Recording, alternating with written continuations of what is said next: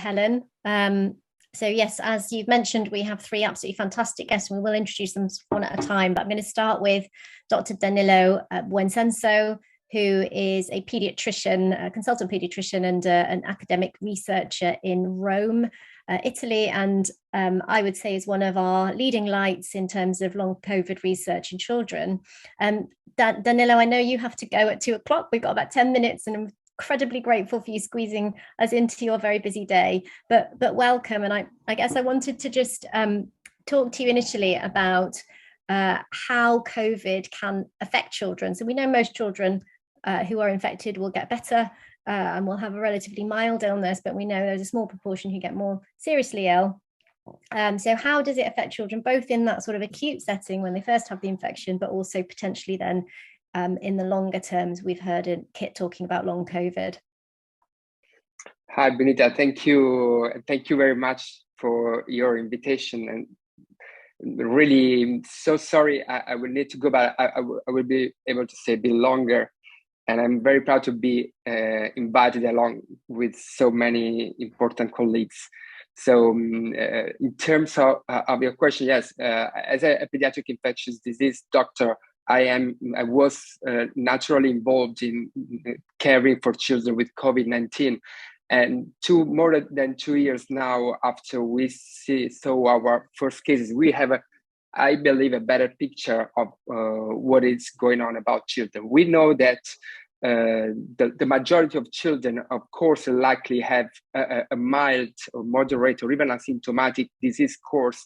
But I think this led to a misunderstanding of the real impact of COVID-19 in children, because we know that even if a minority of children can have severe or critical disease, or even deaths are reported in children worldwide in every setting, even in Italy, we have 59 deaths reported in Italy. In terms of proportions, they represent a minimum number compared to the overall high number of children involved, but this is still an impact that have to be addressed. And of course, we now have a very better picture about the impact of multisystem inflammatory syndrome, which is clearly linked with acute infection. We know that even the epidemiological trends of MIS-C is changing, and although we are not seeing the peaks we were seeing during the first waves of the pandemic, we are still seeing a smaller but kind of more constant new cases of MIS-C. We have kind of a study suggesting that immunity, either by previous infections or vaccinations, are contribute to a lower but not complete absence of MIS-C in children. Danilo, can I just interrupt you for a second? So the public who are watching might not know what PIMS, TS, and MIS-C are. So could you just very briefly tell us what that is, and perhaps what people should look out for? So we know most children won't get this, but what should we look out for? When should you be worried about your child if they've got COVID? Yes, MIS-C is the multisystem inflammatory syndrome, or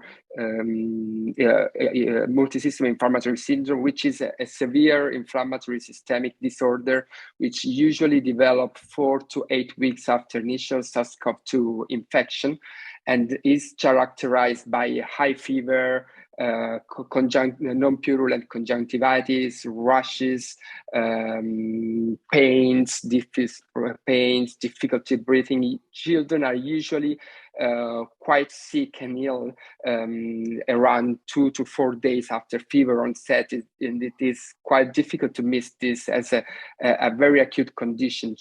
Children are usually brought once or few times to the hospital because parents, it's kind of something difficult to be missed, differently from what we see with long COVID or post-COVID condition, which is something more subtle, something which can kind of be misunderstood or misrecognized initially by parents or physicians as well. Which is something, sorry. Yeah, so I was going to just say that, so if children are be really sick, it's pretty obvious to the parents and seek help straight away. And we are seeing the levels of this MIS-C coming down more recently, probably because of immunity and vaccination. So that's hopefully good news, maybe for the wrong reasons, but good news. And so moving on to long COVID then, Danilo, I know you have done a lot of research in this area looking at the underlying causes. Can you tell us a little bit about the different groups of children that you are starting to see emerge? Because I think what we all know is that this isn't going to be a one size fits all. This is going to be different in different groups of children. Can you tell us a little bit about that? Yes, with long COVID, we are usually referring to those children that after initial SARS-CoV-2 infection present with a new or number of complaints, signs or symptoms that were usually never reported by the child before COVID-19, and they last for at least 12 weeks after initial infection. And as you were saying, this is a kind of a complex clinical condition because there are different clinical phenotypes, but usually children present a severe fatigue, a very unusual severe fatigue that somehow has a negative impact to the child for completing routine daily tasks like having a normal walk with friends outside, going to school. And this is usually accompanied by other symptoms like difficulty concentration, muscle pains and joint pains, chronic abdominal pains with or without nausea or diarrhea, severe malaise after mild activity. We see, for example, children that at 10 years, 12 years of age, after one floor of stairs, are very fatigued and really look like suffering. Along that, we can have other impact on memory issues. The famous brain fog it is also reported by families.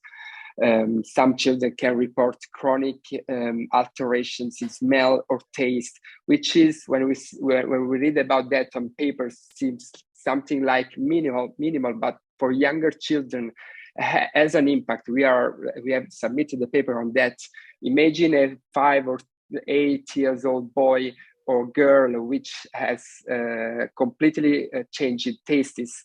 Planning a routine meal for those families is something that is has an impact to the whole family. So all these small and subtle signs and symptoms that were never reported before and persist for weeks after initial infection. We are still seeing patients complain this, even now that we are not having lockdowns or restrictions anymore.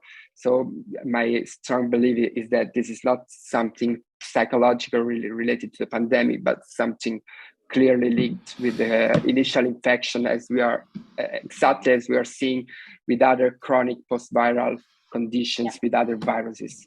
Thank you, Danilo. So I think we know that it can affect lots of different body systems and organs, and there's over 200 symptoms I think that have been described in total. But I think there's some really important things you've mentioned there. So lack of concentration and lack of energy, those are two things that children really need to get through a day at school. And so this is massively impacting not just their education, but also, as you say, if they've lost their taste and smell, their family life, eating, and then we'll talk about this with Dr. Alwan a little bit later, how it's impacting their social life, their activity, their interactions. These are their formative years. So we'll just have to finish in just a couple of minutes and move on to our next guest. And I know you have to go, but just finally, you are doing some research into some of the underlying mechanisms, and I know that there is work going on in other countries as well, in South Africa, Germany, looking at some of the potential mechanisms underneath. Are you able to say anything about that just now, some of the things you found, or do we need to wait for your papers to come out? Yes, of course we need some more papers to come out for some stronger take-home messages. But what I can say is that definitely there are a number of papers and studies that are somehow proving some initial hypotheses. We are having increasing evidence that underlying mechanisms, either immunological mechanisms or viral at least parts of the virus persisting in the gut, chronic endothelial or platelet inflammation hyperactivations. These were initially hypotheses but we are having a number of independent research teams that have been publishing preliminary hypotheses that this mechanism really can play a role in general in chronic post-viral syndrome. And so we don't have yet strong evidences to say this is the mechanism, but we are having increasing studies showing preliminary evidence that something is going on in these children and adults, and this is not just something psychologically related to social restrictions. Thank you so much. And so I think just to echo that, actually what we're finding in adults is also what we're finding in children, which is the sticky blood for viral persistence, autoimmune problems. Danilo, thank you so much for your time. And it's a shame you can't stay for the questions, but we know you're a busy man and appreciate you joining us. So Take care.